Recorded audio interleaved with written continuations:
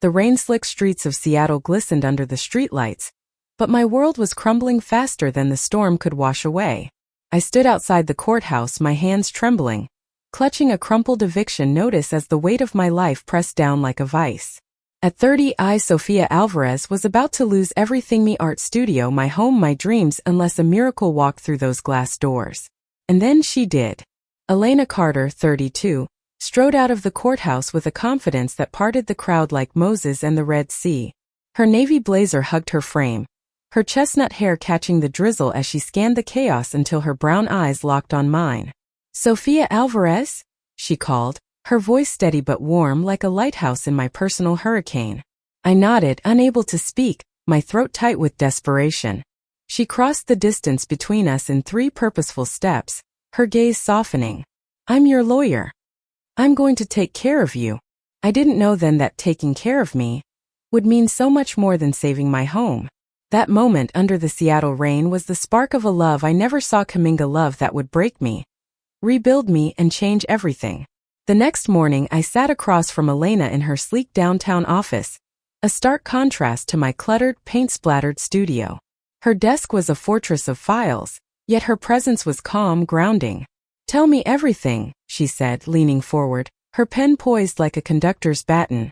I spilled it all: how my landlord, a greedy developer named Marcus Tate, was exploiting a loophole to evict me from my rent-controlled apartment. My studio, my sanctuary where every canvas held a piece of my soul, was at stake. Without it, my art career already hanging by a thread would collapse. Elena listened, her eyes never leaving mine, absorbing every word like she was memorizing me. "He's done this before," she said, her voice edged with steel. "Tate's been strong-arming tenants out of the Fremont district for years, but he's not untouchable." She leaned back, tapping her pen against her chin. "We'll fight this. Pro bono. I don't let bullies win." I stared, stunned. "Pro bono? Why would you?" I stopped, my voice catching. No one had ever stepped up for me like this. Growing up in foster care, I'd learned to rely on myself, to guard my heart behind bold strokes of paint and a defiant smile. But Elena's offer cracked something open inside me, something raw and unguarded. "Don't thank me yet," she said with a small smile, but her eyes held a flicker of something deeper: empathy, maybe, or recognition. "This won't be easy. Tate's got money, lawyers, and influence. But I've got a plan." That night I couldn't sleep. I paced my tiny apartment, surrounded by half-finished paintings, their vibrant colors mocking my fading hope. Elena's face kept flashing in my mind, her sharp jawline, her steady gaze, the way her voice wrapped around me like a promise. I shook my head, chastising myself. She was my lawyer, not my savior. But the thought of her fighting for me, believing in me, stirred something I hadn't felt in years: hope. Over the next week, Elena became my anchor. We met daily, poring over legal documents, crafting a case to expose Tate's predatory tactics. She was relentless, digging into property records, uncovering a pattern of coercion that spanned years. "He's been bribing city officials," she said one evening, her voice low as we sat in a dimly lit coffee shop. "If we can prove it, we can stop him." I watched her, mesmerized. Her passion was electric, her mind a labyrinth of strategy and justice. But there were moments, fleeting, unguarded, when her professionalism slipped. A brush of her hand against mine as we reached for the same file. A lingering glance when she thought I wasn't looking. Each time my heart raced, and I cursed myself for reading into it. She was straight, probably with a perfect life outside this fight. I was just a client, a charity case. But then one night everything changed. We were working late in her office, the city skyline twinkling beyond the window. I was exhausted, my defenses down, and I let slip a piece of my pasta foster home where I'd been punished for kissing a girl at 16. I braced for judgment, but Elena's face softened. "That's why you fight so hard," she said quietly. "You've been through hell, and you're still creating beauty." She reached across the table, her hand covering mine. "You're incredible, Sofia." The air stilled. Her touch was warm, deliberate, and her eyes held mine with an intensity that stole my breath. I wanted to pull away to protect myself, but I couldn't. "Elena," I whispered. "What are we doing?" She didn't answer. Instead, she stood, crossed to my side, and sat beside me, her knee brushing mine. I don't know, she admitted, her voice barely above a whisper. But I can't stop thinking about you. That confession hung between us like a live wire. We didn't kiss that night, but the tension was unbearable. A magnetic pull neither of us could ignore. Over the next few days, our meetings grew charged with unspoken desire. A shared smile, a lingering touch, the way her voice softened when she said my name was intoxicating and terrifying. I'd spent years building walls around my heart, but Elena was dismantling them with every glance. Meanwhile, the case against Tate escalated. Elena uncovered evidence of forged documents, enough to file a class action lawsuit with other tenants. But Tate fought back, sending anonymous threats to my studio, paint cans smashed, canvases slashed. Each attack felt personal, a reminder of how vulnerable I was. Elena was furious, insisting I stay with her until it was safe. I promised to take care of you, she said, her voice fierce. I meant it. Her apartment was a revelation, modern, minimalist, with floor-to-ceiling windows overlooking Puget Sound. It was so different from my chaotic, colorful world, yet it felt like home when she was there. That night, as we sat on her couch, a glass of wine between us, the dam broke. Sophia, she said, her voice trembling, I've never felt like this before. Not with anyone. I set my glass down, my heart pounding. Elena, I'm a mess. My life's a disaster. You deserve, she interrupted, her hand cupping my face. I want you. And then she kissed me, soft at first, then urgent, like she'd been holding back for years. It was a kiss that tasted of rain and redemption, of promises kept and futures unwritten. But love, I learned, doesn't pause the world. The next morning, we woke to news that Tate had escalated his attacks, bribing a judge to fast-track my eviction. Elena was a storm of determination, vowing to fight harder, but I saw the toll it took on her: late nights, missed meals, the weight of my survival on her shoulders. I wanted to protect her as fiercely as she protected me, but I felt powerless, a liability in her perfect world. As the court date loomed, our love became a refuge, a stolen moment amidst the chaos. We'd lie in her bed, her arms around me, whispering dreams of a future where I could paint without fear, where she could fight for justice without losing herself. But the threats grew darker, and I began to wonder if loving Elena was putting her in danger. Tate's reach was long, and I was his target. One night, as we stood on her balcony, the city sprawling below us, I made a decision. Elena, I said, my voice breaking, if this fight costs you too much, I'll walk away. I can't let you lose everything for me. She turned to me, her eyes blazing. Sophia, you are everything. I'm not just fighting for your home. I'm fighting for us. Her words anchored me, but the fear lingered. Tate was closing in, and our love, as powerful as it was, might not be enough to save us both. The courtroom was a battlefield, and Elena was my warrior. As we sat at the plaintiff's table, her hand brushed mine under the polished wood, a silent promise that we were in this together. But across the room, Marcus Tate's smug grin was a reminder that money could buy more than just property. It could buy silence, loyalty, and time. Elena stood, her voice cutting through the room like a blade. Your Honor, we have evidence that Marcus Tate has systematically violated tenant rights, forging documents and bribing officials to displace vulnerable residents. She presented a stack of files, each one a testament to her sleepless nights. The judge, an older man with a stern face, nodded, but his eyes flickered toward Tate's team of high-priced lawyers. My stomach churned. Something felt off.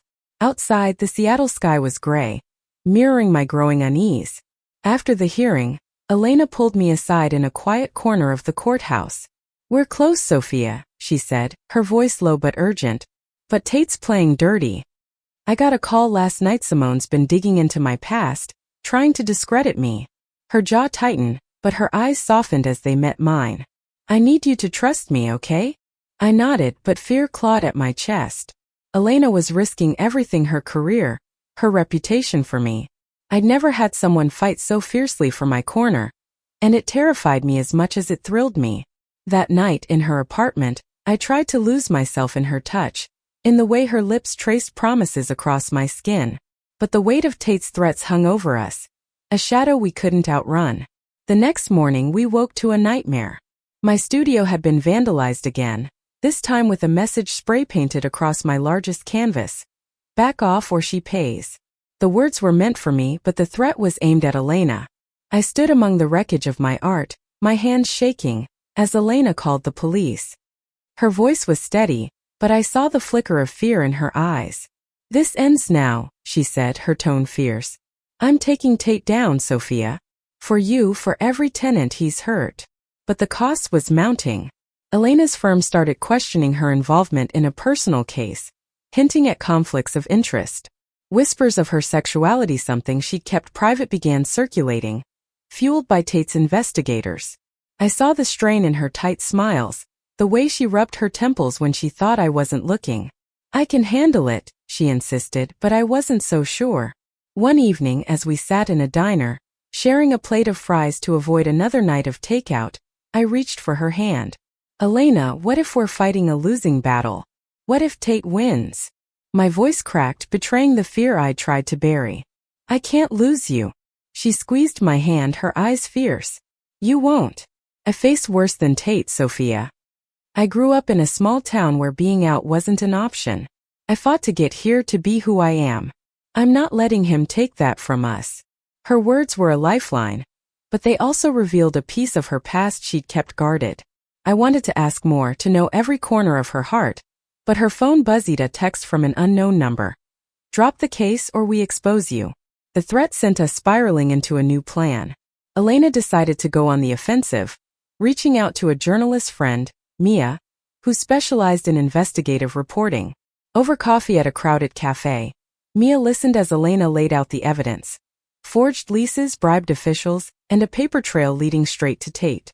"This could be huge," Mia said, her eyes gleaming. "But it's dangerous. Tate's connected. You sure you're ready for the fallout?" Elena glanced at me, her expression unreadable. "I'm ready." But I wasn't. The idea of Elena's life, her privacy, her career being torn apart because of me was unbearable. That night, as we lay in bed, I traced the curve of her shoulder, my voice barely a whisper. "Elena, I don't want you to lose yourself saving me." She turned to face me, her eyes glistening in the dark. "Sophia, you're not just a case. You're the first person who's made me feel whole." Her voice broke and she kissed me slow and deep, like she was pouring her soul into mine. "I love you," she murmured against my lips, the words a revelation that stopped my heart. I wanted to say it back, but fear held me back. Love was a risk I'd never taken, not after a lifetime of being left behind.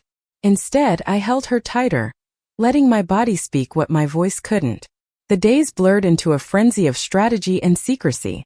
Elena and Mia worked tirelessly, building a story that could expose Tate's empire. Meanwhile, I tried to rebuild my studio, salvaging what I could of my art. But every brushstroke felt like defiance, a way to reclaim my voice. Elena's belief in me had ignited something of fire to keep creating, no matter the odds. One night, as we reviewed Mia's draft article in Elena's office, a brick crashed through the window, shattering glass across the floor. A note was tied to it. "Last warning." My heart pounded as Elena pulled me close, her arms a shield. "We're too close," she said, her voice steady despite the chaos. "They're scared." But so was I. The next morning, I made a choice I hoped I wouldn't regret. I slipped out of Elena's apartment before she woke, leaving a note. "I need to protect you. I'm going to confront Tate." It was reckless, maybe stupid, but I couldn't let her carry this alone. I tracked down Tate's office, a sleek tower in downtown Seattle, and demanded to see him. The receptionist hesitated, but Tate, ever the predator, agreed to meet. He leaned back in his leather chair, his smile cold. "You're the artist," he said, his voice dripping with condescension. "What do you want, Ms. Alvarez?" I took a breath, channeling Elena's strength. "Drop the eviction. Leave the tenants alone. Or I'll make sure every dirty secret you have hits the front page." Tate laughed, but his eyes narrowed. "You're out of your league, little girl. And your lawyer? She's got secrets of her own. Walk away, or I'll ruin you both." I left his office shaking, but I'd planted a seed. When I told Elena what I'd done, she was furious and terrified. "Sophia, you could have been hurt," she shouted, pacing her apartment. But then she stopped, pulling me into her arms. "You're so damn brave," she whispered. "But we do this together, okay?" Together we pushed forward. Mia's article was published, A bombshell that exposed Tate's corruption to the world. The fallout was immediate. Investigations launched, tenants rallied, and Tate's empire began to crack. But the victory came at a cost. Elena's firm suspended her, citing unprofessional conduct, and the whispers about her personal life grew louder. I felt the guilt like a stone in my chest, but Elena refused to let me carry it. "This is my choice," she said, her voice firm. "You're worth it." As the final court date approached, our love was both our strength and our vulnerability. We stood on the edge of triumph or ruin, and I knew one thing for certain. Whatever happened, Elena had kept her promise. She'd taken care of men at just my home, but my heart. The courtroom was suffocating, the air thick with tension as Elena presented our final arguments. Her voice was a beacon, steady and commanding, as she laid out Tate's web of deceit. Forged signatures, illegal evictions, and a trail of bribes that reached City Hall.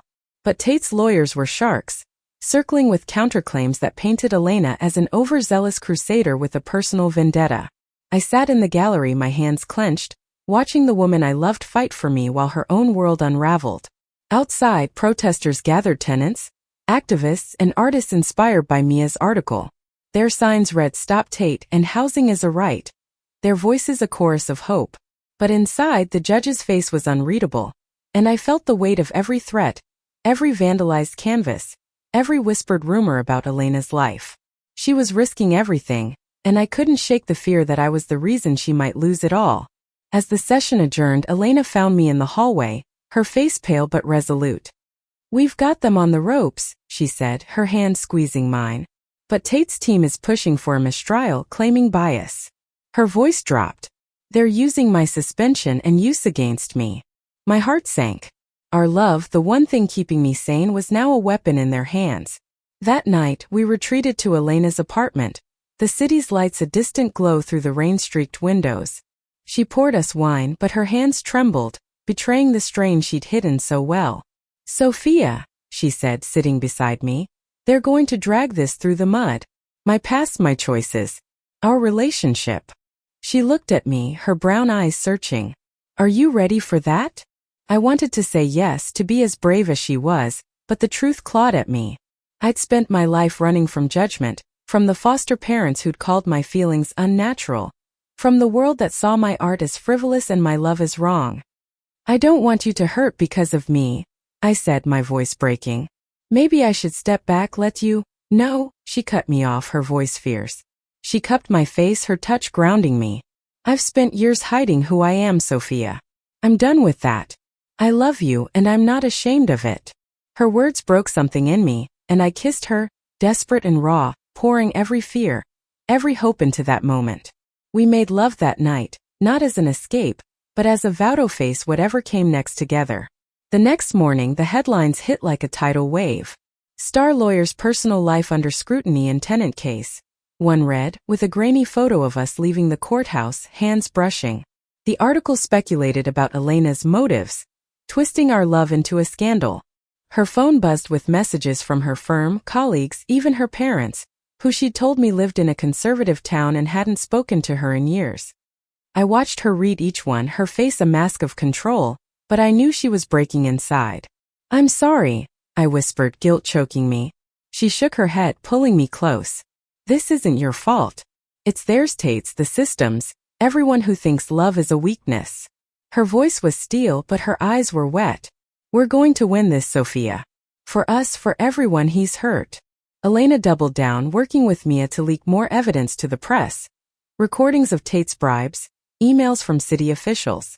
The public outcry grew, and the protests outside the courthouse swelled. But Tate wasn't done. Late one night, as we walked back from a strategy session, a car slowed beside us, its window rolling down. "You're making a mistake, Carter," a man's voice hissed before speeding off. My heart raced, but Elena gripped my hand.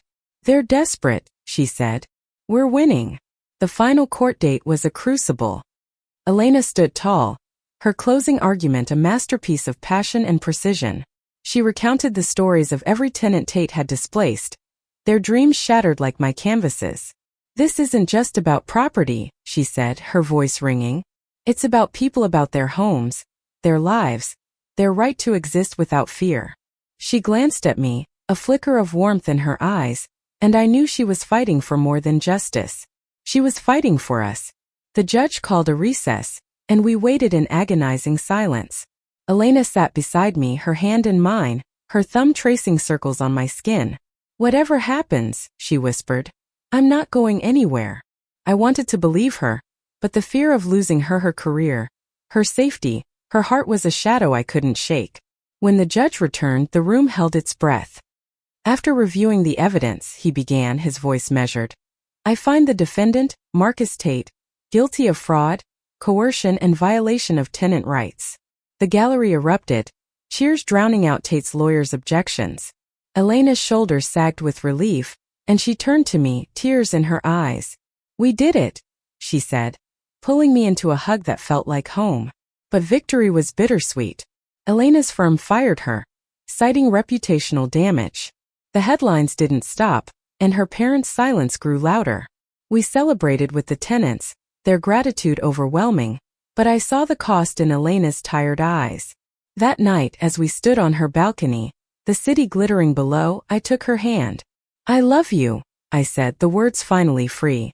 "And I'm so sorry for what this cost you." She smiled, soft and real. "You didn't cost me anything, Sophia. You gave me everything." She kissed me, and for the first time I believed we could face the world together. The victory over Tate should have been a new beginning, but it felt like a fragile pause. Seattle's autumn rain fell in sheets as Elena and I navigated the fallout. Her firing left a void. She was a lawyer without a firm, a warrior without a battlefield. Yet every morning she woke with a fire in her eyes, planning her next move. "I'm starting my own practice," she told me over coffee, her voice steady. "For people like you, Sophia, people the system forgets." Her determination was inspiring, but the world wasn't done testing us. The media frenzy continued, with tabloids digging into Elena's past, speculating about her sudden coming out. I watched her read the articles, her jaw tight, and I hated how our love had become a headline. "I should have protected you better," I said one night, my voice thick with guilt as we sat in her sparsely furnished apartment, now cluttered with moving boxes from my studio. Elena shook her head, her hand finding mine. "You're not my burden, Sophia. You're my reason." Her words were a lifeline, but I couldn't shake the fear that I was holding her back. My art, once my escape, felt trivial next to her sacrifices. I painted less, my canvases gathering dust as I wrestled with my place in her world. One evening, a letter arrived from Elena's parents. She opened it with trembling hands, her face unreadable as she read. "They want to meet," she said finally, her voice flat. "They saw the news. They want to understand." I held her as she cried, her tears a mix of relief and old wounds. Her parents had cut her off when she left their small town for law school, unable to accept her ambition or her truth. Now our love had forced their hand. We drove to their home in rural Washington, a 4-hour journey through misty forests. The house was modest, the air thick with unspoken history. Elena's mother, Diane, greeted us stiffly, her eyes flickering to our joined hands. Her father, Robert, was silent, his gaze fixed on the floor. Over dinner, the conversation was stilted, their questions about my art and Elena's career laced with caution. But then Diane asked, "Are you happy, Elena?" And the room stilled. Elena looked at me, her eyes soft. "Yes," she said simply. "For the first time I am." Her mother's eyes welled up, and Robert reached for her hand. It wasn't acceptance, not yet, but it was a crack in the wall. A start. Back in Seattle, Elena threw herself into building her practice. She rented a small office and I helped paint the walls a warm ivory, a canvas for her new beginning. I started painting again too, inspired by her resilience. My latest piece, a vibrant mural of 2 women embracing under a stormy sky, caught the eye of a local gallery. They offered me a show, my first in years.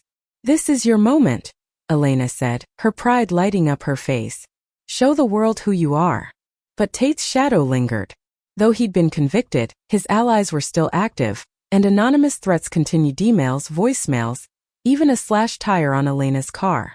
We reported each one, but the police were slow, their resources stretched. "They're trying to scare us," Elena said, her voice calm but her eyes weary. "They won't win." One night, as we walked home from a gallery event, A man stepped from the shadows, his face obscured. "You should have walked away, Carter," he said, his voice low. Before I could react, he lunged, and Elena pushed me behind her, taking a glancing blow to her shoulder. I screamed, and he fled as passers-by rushed over. Elena was shaken but unharmed, her arm bruised but her spirit unbroken. "I'm okay," she insisted, but I saw the fear in her eyes, the same fear I felt. The incident pushed us to a breaking point. Over breakfast I laid out my heart. "Elena, I can't keep putting you in danger. Maybe we need space, just until this blows over." My voice cracked, the words tearing at me. I loved her too much to watch her suffer. Her face hardened, but her eyes were soft. "Sophia, running won't fix this. We're stronger together." She stood, pulling me into her arms. "I promise to take care of you, and I will. But you're taking care of me too every day just by being you." Her words rebuilt something in me. A belief that our love could withstand anything. I agreed to stay to fight, but I made a silent vow to protect her as fiercely as she protected me. I started attending tenant rallies, speaking out about Tate's tactics, my voice growing stronger with every word. Elena was there, cheering me on, her pride a beacon in the crowd. As winter approached, Elena's practice began to take shape. She took on clients, tenants, artists, family who had been overlooked by the system. I watched her in court, her passion undimmed, and I knew she was where she belonged. My gallery show was a success, with critics praising the raw emotion of my work. For the first time I felt like I belonged to not just in Seattle but in Elena's life. One night as we stood on her balcony, the city sparkling below, she took my hand. "Sophia, I don't know what's next, but I know I want it with you." Her voice was steady, her eyes bright. "Will you stay?" I smiled, my heart full. "Always," I said, and kissed her, the rain falling softly around us. Winter settled over Seattle, but warmth bloomed in our shared life. Elena's practice grew, her office now a haven for those society ignored. My art flourished, each canvas a testament to the love that had saved me. But the scars of our fight with Tate lingered, threats dwindled, but the fear of retaliation kept us vigilant. We were building a future, but it was fragile, built on the courage to love in a world that didn't always understand. One morning, Elena received a call from Mia. "Tate's appealing his conviction," she said, her voice grim. "He's got new lawyers and they're coming for you." My stomach dropped, but Elena's face was calm, resolute. "Let them try," she said. "We've beaten him before." Her confidence was infectious, but I saw the worry in her eyes, the weight of a battle we thought we'd won. We prepared for the appeal, Elena diving into case law while I rallied the tenants, now a tight-knit community. Their support was humbling. Families invited us to dinners, artists gifted me supplies, and children drew pictures of the lawyer lady who'd saved their homes. It was a reminder of what we'd achieved, but also what we stood to lose. Elena worked late, her office a fortress of files, and I brought her coffee, my presence a quiet promise to stay by her side. One evening as snow dusted the city, Elena's parents called. They wanted to visit to see her life in me. The invitation was tentative, but it was progress. When they arrived, Diane hugged Elena tightly, her eyes wet. Robert was quieter, but he shook my hand, his grip firm. Over coffee they asked about my art, my past, and I saw Elena relax, her hand finding mine under the table. "We're proud of you," Diane said to Elena, her voice soft. "We were wrong to push you away. It wasn't perfect, but it was a bridge, one we'd cross together." The appeal hearing was a storm. Tate's new lawyers were ruthless, attacking Elena's credibility, dragging our relationship into the spotlight. But Elena was a force, her arguments sharp and unyielding. She presented new evidence, testimonies from former Tate employees who'd come forward after Mia's article. The judge, a different one this time, listened intently, and I dared to hope. Outside, the tenants cheered, their signs a sea of defiance. I joined them, chanting for justice, my voice blending with theirs. Elena found me after, her face tired but triumphant. "We've got a shot," she said, pulling me close. "But it's not over." I kissed her, the crowd fading away, and for a moment, it was just us two women who'd found each other in the chaos. Days later, the ruling came. Tate's appeal was denied. His empire crumbled further, his assets frozen as more lawsuits piled up. The tenants celebrated, throwing a party in the Fremont Community Center. Elena and I danced under string lights, her laughter a melody I'd never tire of. "We did it," she whispered, her arms around me. "We really did." Months later, spring brought new beginnings. Elena's practice thrived, and my art was gaining recognition, with pieces in galleries across the Pacific Northwest. We moved into a new apartment together, a cozy space with a studio for me and an office for her. It was ours, filled with color and light, a testament to the life we'd built. One evening, as we walked along the waterfront, the Puget Sound shimmering under the sunset, Elena stopped. She pulled a small box from her pocket, her hands shaking. "Sophia," she said, her voice thick with emotion, "you're my home, my fight, my everything. Will you marry me?" Tears blurred my vision as I nodded, unable to speak. She slipped the ring, a simple band with a tiny sapphire, onto my finger, and we kissed, the world falling away. The ring was a promise, just like the one she'd made outside the courthouse all those months ago. She'd taken care of me, and I'd taken care of her, our love a strength no one could break.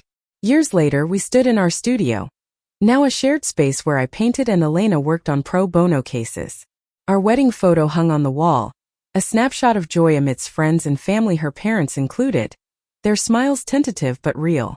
The threats had stopped, Tate a fading memory, his empire dismantled by the truth. But the real victory was us, 2 women who'd fought for their place in the world and found it in each other. I picked up a brush, adding a stroke to a canvas that depicted 2 figures under a stormy sky, their hands entwined. Elena wrapped her arms around me from behind, her chin resting on my shoulder. "It's beautiful," she said, her voice soft. "Just like you." I turned to her, my heart full. Just like us. And as the Seattle rain fell outside, I knew we'd face any storm together. Thank you for listening. Like and subscribe to get notifications about next videos.